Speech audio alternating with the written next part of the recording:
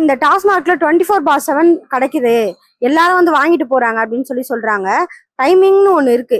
அதையும் தாண்டி கொடுக்கறதுக்கான காரணமா என்ன இருக்கும்னு நினைக்கிறீங்க? இல்ல அது காரணம் மக்கள் கிட்ட சுய ஒழுக்கம் இல்ல, அதுதான் முக்கியம். ஸோ ஒருத்தன் குடிக்க கூடாதுன்னு நினைச்சாதான் குடிக்க முடியாம இருக்கணும். சுய ஒழுக்கம் சுய கட்டுப்பாடு இருந்தால் தான் இது பிரச்சனை சால்வ் ஆகும்.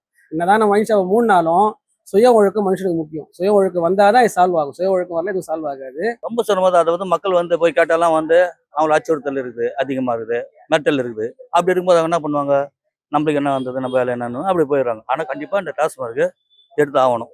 மறைமுகமாக வச்சு விற்கிறாங்க. அது பிறக்கிறதுக்கு முன்னாடியே கிடைக்குதுங்க அப்படின்னு சொல்லுவேன். நிறைய நான் கேள்விப்பட்டிருக்கேன். பிறக்கிறதுக்கு முன்னாடியே கிடைக்குது, மூணுனதுக்கு அப்புறமும் கிடைக்குது. எப்போ வந்தாலும் நீங்கள் அங்கே போனால் சாராயம் குடிக்கலான்ற நிலைமைக்கு நிலைமையில தான் இருக்குது. இரவு பார்த்தீங்கன்னாக்கா போலீஸ்காரங்க 12 மணி வரைக்கும் நீங்கள் ட்ரிங்க் அண்ட் ட்ரைவ்ல இருந்தால் பிடிக்க மாட்டாங்க.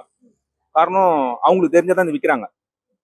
12 மணிக்கு மேலே வந்தால் பிடிப்பாங்க. ஏன்னா 12 மணி வரைக்கும் மது விற்கிறாங்க. அந்த 10 to 12 வரைக்கும் விற்கிறாங்க. அது வந்து போலீஸ்காரங்களுக்கு தெரிஞ்சதான் விற்கிறாங்க. அதனால அவங்க எப்படி ப்ரொடெக்ட் பண்ணுவாங்க? பண்ண மாட்டாங்க. இதனால அவங்களுக்கு ஏதாவது காசு கிடைக்குது அப்படின்னு நினைக்கிறீங்க? காசு கிடைக்காம எப்படி பண்ணுவாங்க? அவங்க காசு கிடைக்கதான் பண்றாங்க. அவங்களுக்கு தெரியாம நடக்க போறது இல்லையா?